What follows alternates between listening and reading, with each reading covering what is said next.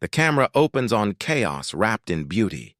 Flags snapping against a gray sky, cardboard signs bobbing through a sea of winter coats. A single phrase pierces the noise, scrawled in red across 1,000 pieces of poster board. No kings in America. The chants start low, one voice trembling, then two, then hundreds finding rhythm. No kings! No kings! The marble pillars of the Capitol echo it back like an ancient warning. Cut to the motorcade. Black limousines glide past as camera shutters fire. Through tinted glass, a hand waves. Slow, rehearsed, almost regal. Inside, faces smile the way only those certain of power can smile. They don't hear the crowd, or maybe they do and pretend not to. A man in a tailored suit checks his watch. Another adjusts his tie. Back to the street. A young mother lifts her daughter onto her shoulders. The little girl waves a handmade crown made of tin foil, then crushes it in her fist. The crowd roars approval. Somewhere a drumbeat begins, raw and irregular, sinking thousands of hearts into one. Narrator's voice cuts through the wind, calm yet seething. In a country born from rebellion against kings, why do we now bow to political dynasties? Montage, flashes of scrolling headlines, campaign banquets, inheritance charts disguised as family trees. Voices overlap. Pundits, protesters, newscasters, a chorus of confusion and disbelief. Then silence. Just the sound of shoes scraping asphalt as the march halts before the gleaming dome of government. Snow begins to fall. Someone kneels, pressing a flag to the ground. Another unfurls a banner that stretches the width of the steps. Power belongs to the people. A single camera drone rises, capturing the symmetry, the people below, the marble above, two Americas staring each other down. Narrator again, lower this time, measured. They thought the crown was just a metaphor. They were wrong. The mother and child stand at the front line. The girl looks into the lens, her eyes steady, unafraid. The crowd erupts once more, their chant shaking the winter air. No kings! No kings! And as the drone climbs higher, the narrator whispers, but what started as a chant in one city would soon roar across an entire nation. 2 weeks earlier, the nation was half asleep, lulled by routine outrage, scrolling headlines, and promises no one believed anymore. Then the leak hit. It began as a single audio file dropped on a small investigative site at 2 a.m., a muffled conversation in a marble hallway. The unmistakable voice of a senior senator, tired, arrogant, amused, as saying, "Just sign it. Family deserves loyalty." Then another voice, younger, uncertain. "But, sir, the committee's supposed to vet." "Vet?" The senator laughed. "It's my nephew. He's already vetted by blood." The clip was short, only 19 seconds. But by dawn, it had detonated across the internet. No kings trended within hours. Back to the People followed before noon. The soundbite was memed, remixed, blasted through TikTok duets and Twitter threads. Cable hosts replayed it on loop, faces twisted between disbelief and glee. Overnight, that one phrase, "us vetted by blood," became a national insult. In diners and classrooms, in Uber rides and factories, people repeated it with shaking heads. How long's this been happening? Guess democracy's a family business now. What's the point of voting if bloodlines decide? Clips emerged of furious town halls. Teachers demanding accountability, veterans slamming fists on tables, students chanting outside courthouses. One viral video showed a middle-aged machinist from Detroit tearing his work badge in half, saying, "If they don't earn it, why should I?" The betrayal felt personal. For millions who'd believed effort still mattered, meritocracy had suddenly become a myth, shattered in 19 seconds. The leak wasn't just corruption. It was confirmation of every quiet fear, that America's promise was being inherited, not earned. Montage of the chaos. Nightly news hosts calling it America's aristocracy exposed. College students marching with cardboard crowns split in two. Hashtags morphing into slogans, slogans into chants. The camera pans over message boards where strangers organize meetups. A graphic designer in Atlanta makes the first No Kings logo, bold white text on a cracked gold crown. Within a day, it's everywhere. Stickers, shirts, profile pictures. Talk radio fills with callers. A former Marine, an immigrant shop owner, a teenager on her lunch break, all saying the same thing in different words. We're done kneeling. The White House issues a statement calling the outrage misplaced populism. That only pours fuel on the fire. Late-night hosts joke that misplaced populism sounds like something a monarch would say to peasants. The crowd laughs, but the laughter has teeth. By the week's end, protests spark in 5 cities. Police barricades go up. Reporters crowd the perimeters. The chants grow louder, synchronized now, disciplined. No kings! No kings! Aerial footage shows bridges, campuses, courthouse steps, all pulsing with the same message. The footage looks less like chaos and more like choreography, a nation rediscovering its rhythm. The narrator's tone hardens, the calm before ignition. In every era, tyranny wears new clothes. Sometimes it's a crown, sometimes a family name. Cut to night. City lights blinking like fireflies across a restless nation. Someone holds up a phone, the screen flashing the movement's logo. Behind it, others follow, screens glowing like torches. The chant echoes through streets and feeds alike, a heartbeat growing stronger by the hour. Narrator, from 19 seconds of arrogance came a storm no dynasty could predict. But what no one expected was who would step forward to lead this movement. They called them the Harlows.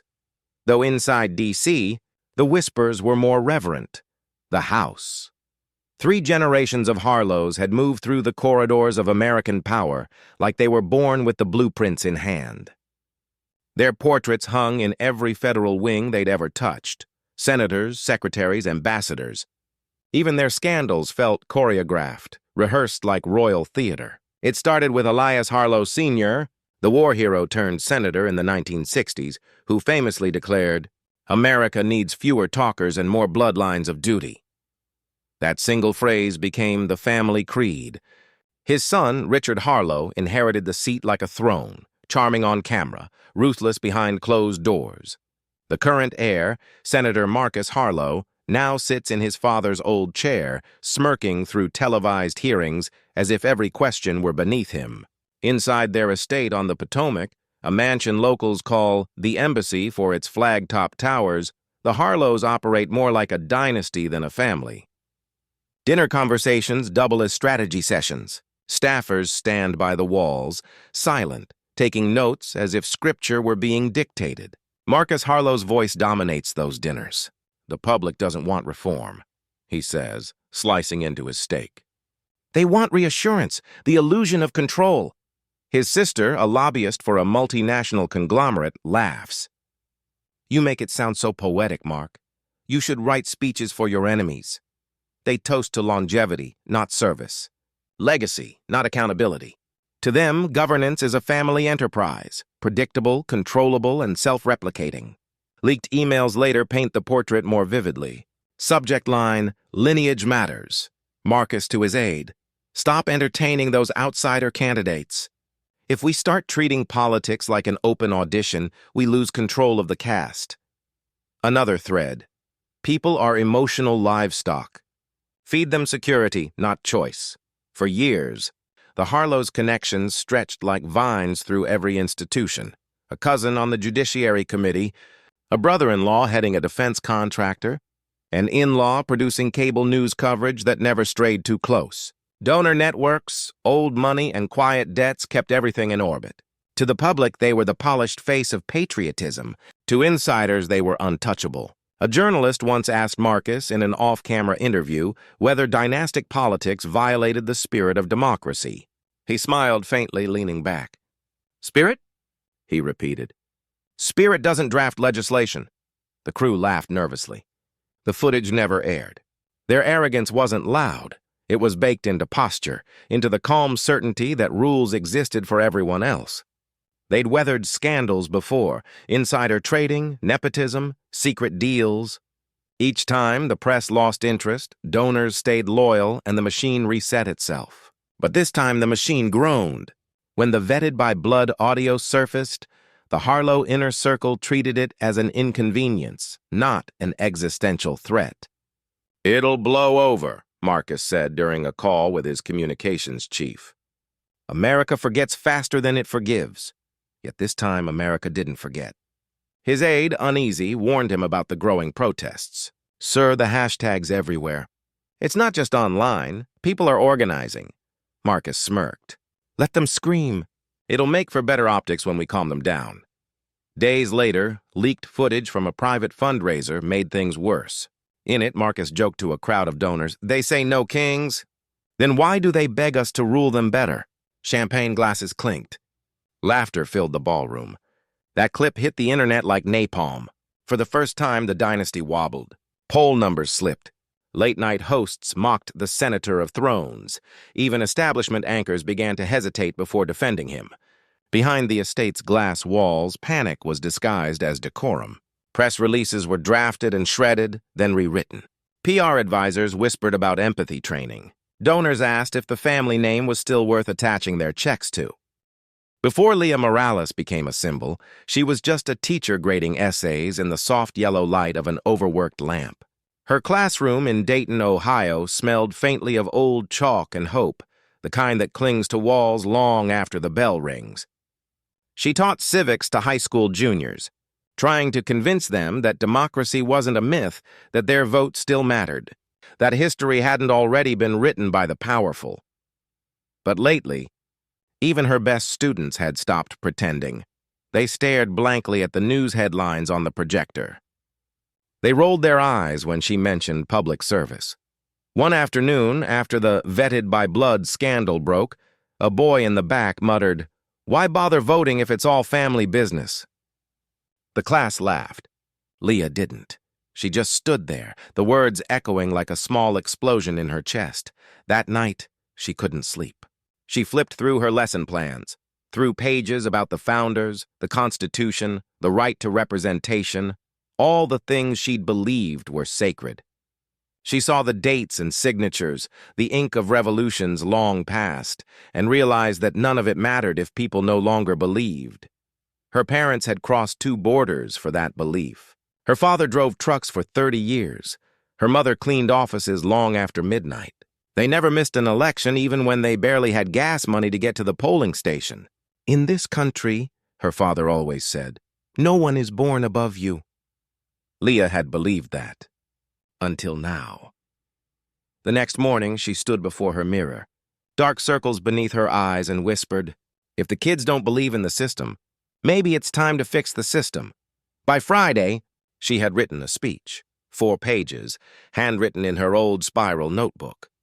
The words weren't polished. They were raw, clumsy, trembling with conviction. After school, she walked downtown where a small protest had gathered, a few dozen people with homemade signs and cold fingers. She almost turned back twice.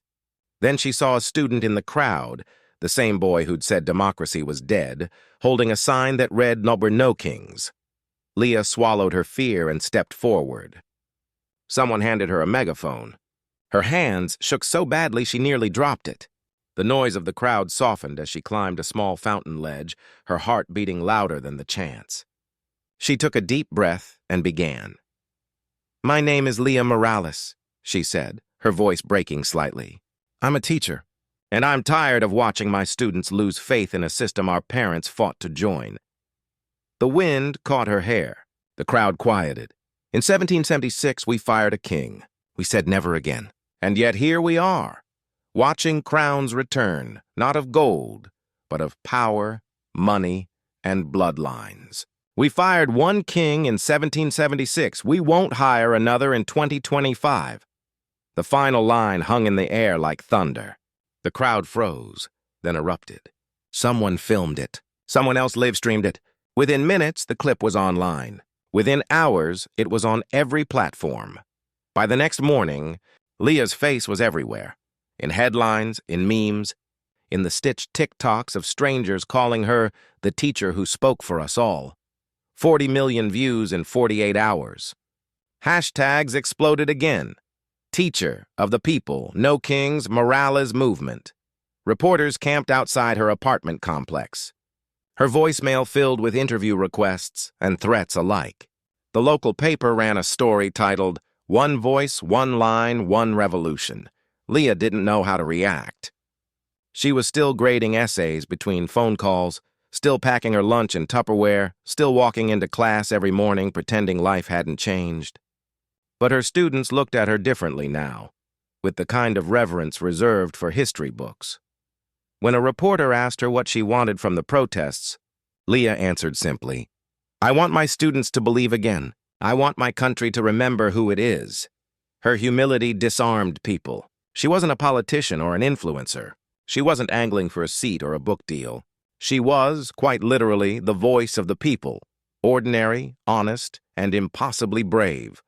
Clips of her parents surfaced online, her father teary-eyed watching her speech on a cracked phone, her mother whispering in Spanish, "Mi hija está hablando por todos nosotros." "My daughter is speaking for all of us." Crowds began carrying her words on signs. "We fired one king in 1776. We won't hire another in 2025. It became the anthem of a movement, but not everyone cheered. Inside Washington's marble chambers, the mood was shifting. The same senators who'd laughed off the protests now watched Leah's speech replay during committee breaks. Donor calls turned tense. Aides warned of dangerous populism. The name Morales began appearing in private memos. Marcus Harlow, the man whose words had sparked the outrage, smirked when a reporter mentioned her name on camera. "A schoolteacher leading a revolution," he said. How adorable. That clip, too, went viral and sealed his fate, because the more he mocked her, the stronger she became. And somewhere between the marble halls and the marching streets, a new America began to stir. The kind that believed again, not in power, but in principle. But as Leah's face filled screens across the nation, as millions looked to her for guidance, the same establishment that had ignored her was preparing to strike back. And then, the establishment made their first move. By the time Leah Morales stepped onto the marble steps of the Capitol, the movement had grown beyond anyone's control, especially hers. What began as a teacher's trembling voice had become a roar that rattled the windows of Washington. Tens of thousands packed the National Mall that morning, waving flags, handmade signs, and tinfoil crowns with red slashes through them. Families, veterans, students, workers, a tapestry of faces that didn't look radical, just awake. The chants rolled like thunder through the crisp spring air. "No kings! No kings!" But inside the Capitol, the officials were already plotting containment. At a press briefing earlier that week, the White House press secretary had brushed off the protests as performative outrage amplified by social media theatrics. The phrasing was deliberate, cold, clinical, dismissive. Networks ran with it. Performative outrage. Still, the crowds came. City officials revoked rally permits, citing security concerns. Police barricades appeared overnight, flanking every entrance. Drone footage showed neat rows of riot vans parked like chess pieces around the perimeter of the Capitol grounds. When Leah arrived, escorted by a handful of volunteers, the atmosphere was electric, tense but hopeful. She wasn't a politician. She wasn't even sure what she was supposed to say this time. She just knew she couldn't let silence win. At 4:03 p.m., she began. The microphone crackled. Cameras clicked. 2 weeks ago, she said, her voice echoing across the mall. A single sentence revealed what too many already suspected, that power no longer belongs to the people, but to the bloodlines of the powerful.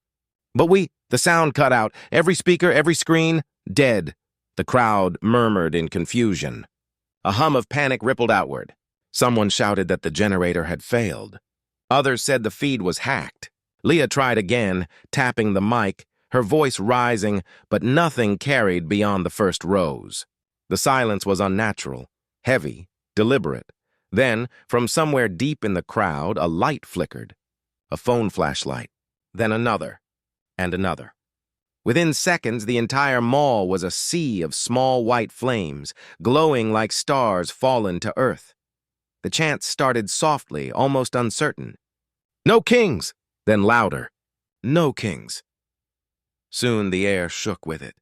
Tens of thousands of voices rising from the dark in perfect unison, defying the silence they'd been handed. Cameras captured the moment, rows upon rows of glowing faces, a river of light cutting through the night. From above, drone footage showed what looked like a constellation forming in the shape of the Capitol dome itself. News outlets scrambled to cover it live. Commentators called it the most haunting protest in modern history. International channels replayed it for days. Even networks that had dismissed the movement couldn't look away. And behind the barricades, in a control van where a technician had been ordered to shut it all down, two uniformed officers exchanged glances. One whispered, "We might have just made her a legend." Leah didn't speak again that night. She didn't need to. The crowd's chant filled the void with more conviction than any speech could hold. She stood silently at the edge of the steps, phone light raised, tears streaming down her face. Not from fear, but from the overwhelming clarity of the moment. It wasn't just protest anymore. It was declaration. By dawn, the footage had flooded every feed on the planet. Hashtags resurged. Journalists called it the Night of the Lights. A French newspaper compared it to the storming of a digital Bastille. Politicians denounced the chaos, calling it dangerous populism.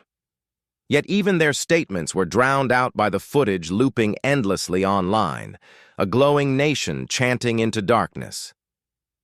The next morning, every talk show host, every columnist, every school teacher with a smartphone had seen it. The nation had witnessed something ancient, something pure. The sound of people remembering their power.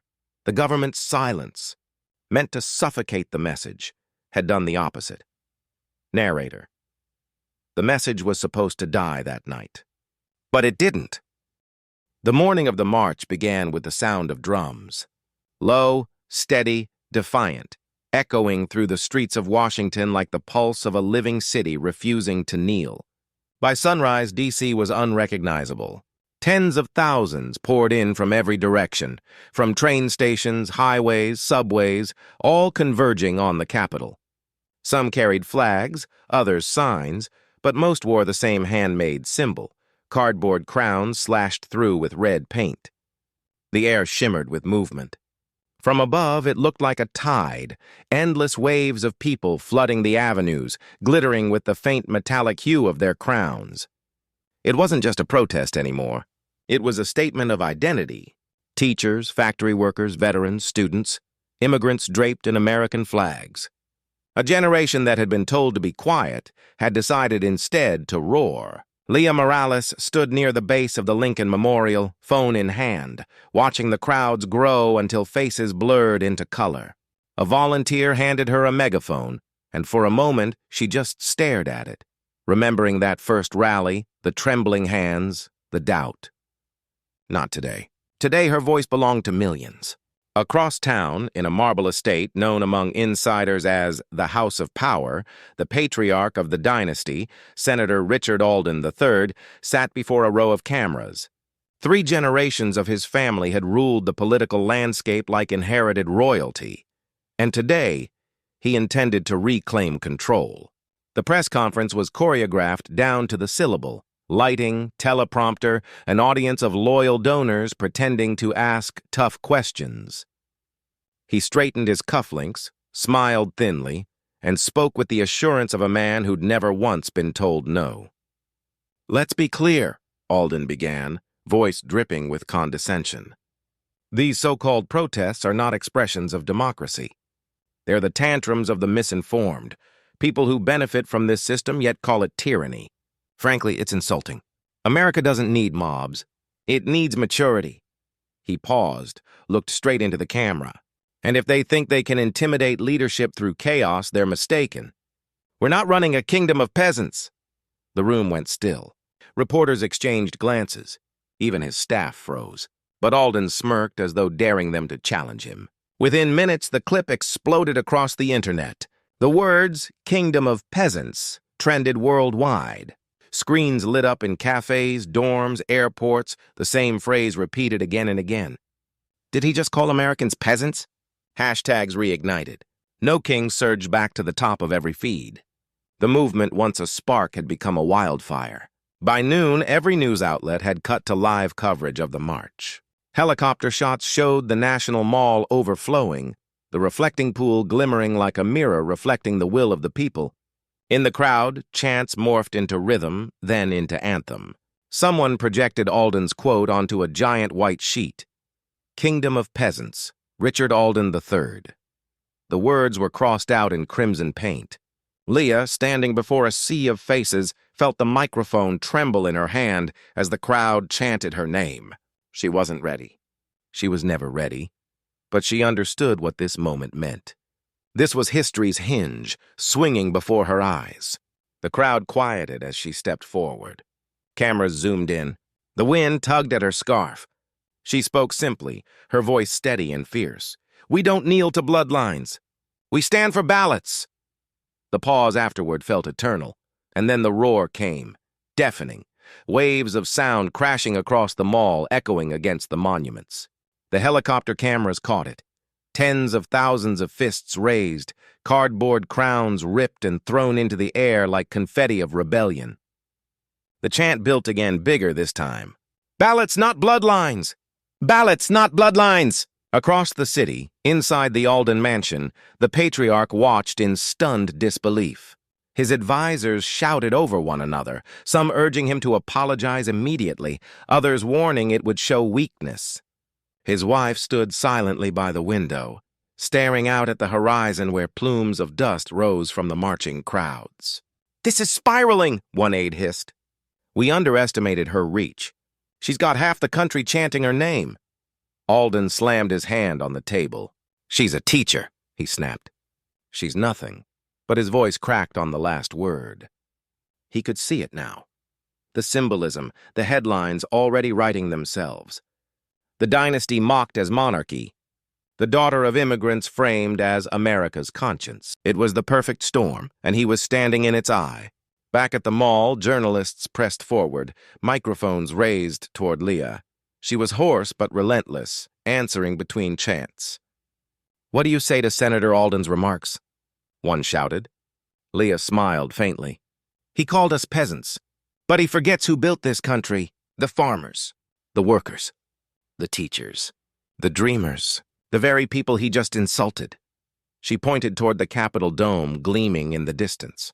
"That building doesn't belong to his family name. It belongs to ours." Her words struck like lightning.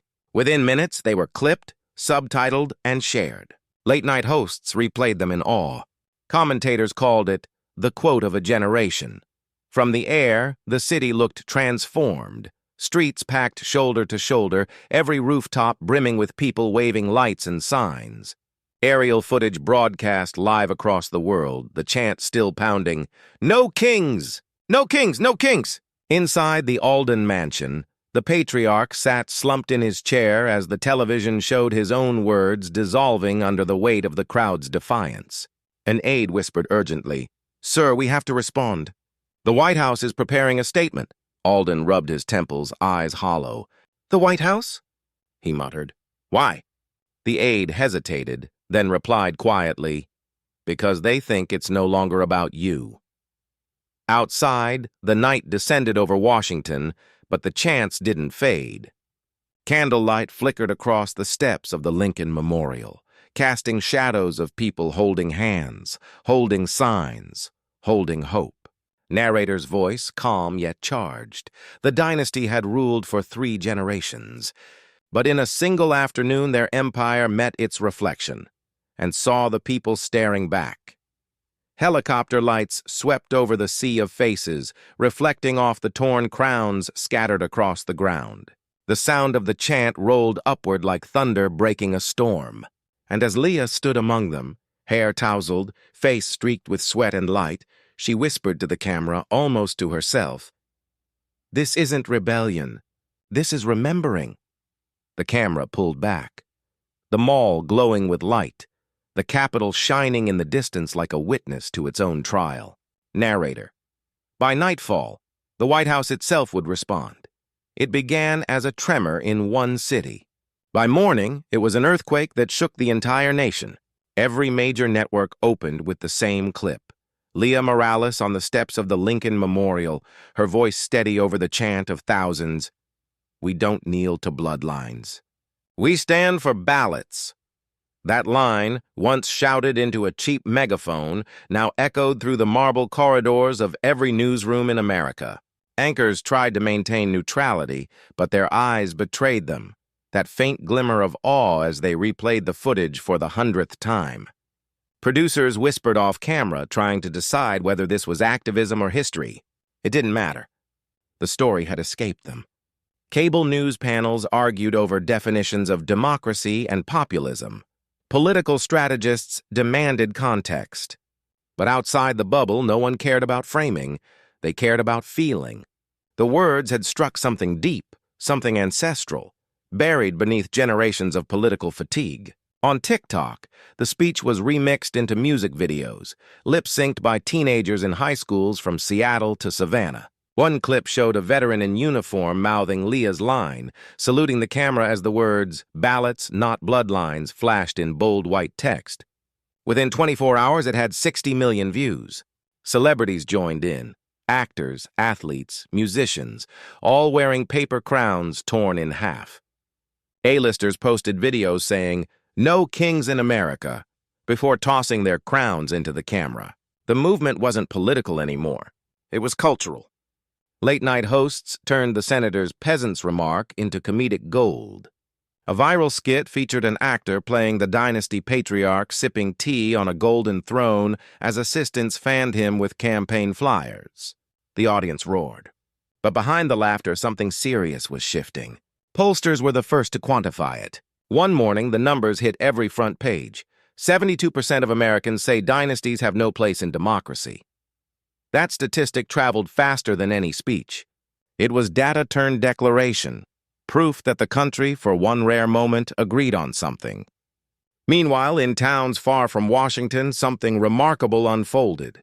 In a small square in Tulsa, Oklahoma, a retired steelworker stood beside his granddaughter, holding a sign that read, "Power belongs to the people." He told reporters he hadn't protested since 1971, but Leah's words brought him back. In Phoenix, a group of high school students marched down the main boulevard, their cardboard crowns glinting under desert sunlight. Cars honked in rhythm with their chant. In the Bronx, mothers with strollers joined veterans in wheelchairs, waving banners that said, "No kings, no queens, just us." And in Ohio, Leah's hometown, the crowd gathered outside her old school. The students lined the entrance steps, holding notebooks over their heads like makeshift shields, chanting, "Ballots, not bloodlines." Their principal, teary-eyed, stepped out and raised her hand in salute. The cameras kept calling, but Leah Morales stopped answering. After the marches, the speeches, the headlines, she went home. No entourage, no podium, no victory tour. Just a quiet morning, a chipped coffee mug, and a stack of ungraded papers waiting on her desk. Her students didn't ask for autographs. They asked questions. "Miss Morales, were you scared? Did you really mean it, that we're the ones in charge?" She smiled the way teachers do when words fail and simply said, "That's the point." Back in her classroom, the walls still held faded maps and motivational posters. But now, a new edition hung above the chalkboard, a torn cardboard crown flattened and framed. The students had done it themselves with a note scribbled underneath. "Ballots, not bloodlines." She taught civics the way it was meant to be taught, not as a dry recitation of systems, but as a living story. She told them about how nations aren't built by rulers, but by those who refuse to be ruled unfairly. And when she spoke of democracy, the room always fell silent, as if every heartbeat understood. Outside those walls, the movement she ignited had already reshaped the landscape. Congress, under mounting public pressure, introduced the Fair Governance Act, banning direct family appointments to government positions. States began revising transparency laws, curbing nepotism, mandating public accountability. It wasn't perfect, but it was progress, tangible proof that voices once dismissed could write laws after all. Across the country, voter registration surged. Town hall attendance tripled.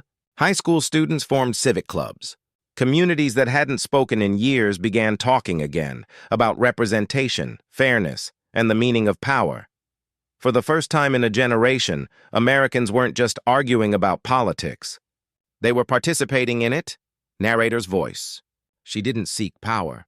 She reminded a nation of who holds it. The media tried to crown her. The people's patriot, the citizen firebrand, the voice of the new republic. But she rejected the narrative each time. The moment you put one person on a pedestal, she told a reporter, you start building another throne.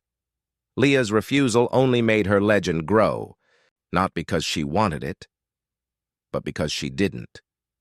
The Alden dynasty, once a political monolith, fractured under its own arrogance. The patriarch resigned under public scrutiny, his family's legacy now shorthand for entitlement. Commentators called it the fall of the House of Power. Yet even in their downfall, Leah refused to celebrate. "It's not about vengeance," she said softly in one rare interview. "It's about remembering what we forgot, that no one inherits the people." Months later, as spring returned to D.C., a smaller crowd gathered again, this time not to protest, but to honor. They lit candles along the reflecting pool, not in anger, but gratitude. No chants, no megaphones, just the whisper of wind through flags and the quiet reflection of citizens who had rediscovered their ownership of a nation. The narrator's tone deepens, solemn but proud. In every era, power tries to wear a crown. But in this one, the people refuse to bow. A montage unfolds. Families voting together, veterans registering new voters, classrooms discussing civic duty. The same hands that once clenched in protest now reach out to build. The cardboard crowns have faded, but their meaning endures, a promise etched into the country's consciousness. Leah closes her classroom for the day, locking the door behind her. As she walks down the empty hallway, sunlight spills across the tiled floor like a benediction. Narrator. In the end, it wasn't a protest against kings. It was a reminder that we never needed them. Cut to the American flag fluttering in slow motion. The sound of distant laughter, of footsteps, of a country breathing again. And as the screen fades to black, the narrator's final line hangs in the air like the echo of a revolution reborn. And for millions watching around the world, it felt like 1776 again. The image returns, the same steps, the same marble pillars, but the chants have quieted. Where the crowd once roared, now only scattered signs remain, fluttering in the evening wind. No kings in America. Ballots, not bloodlines. Words once shouted now linger like echoes of a promise kept.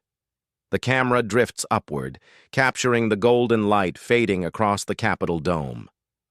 The narrator's voice enters, calm, steady, resolute. Empires fall, but nations rise when their people remember who they are. Clips flash like memories, the first protester lifting a sign, the mother and daughter crushing a tinfoil crown, Leah's trembling hands gripping that megaphone. Each moment stitched together into a single, unbroken story, not of anger, but awakening. It started with one question, the narrator continues. Who truly holds the power in a democracy? And the answer, as it always has been, was waiting in the crowd. Leah appears, walking home under the soft glow of streetlights, her bag slung over her shoulder, her face serene. Above her, the flag waves in the night sky, not as decoration, but as declaration. The narrator's tone turns intimate, almost conversational. Movements fade. Hashtags pass. But conscience that doesn't trend, it endures. Because democracy isn't a performance. It's participation. The final beat hits. Deliberate, invitational, direct. If you believe leadership should be earned, not inherited, share this story. Remind the next generation that in America, the only crown that matters is the one we never wear. The screen fades to black. A faint sound of distant chanting drifts through the silence. No kings, no kings, no kings.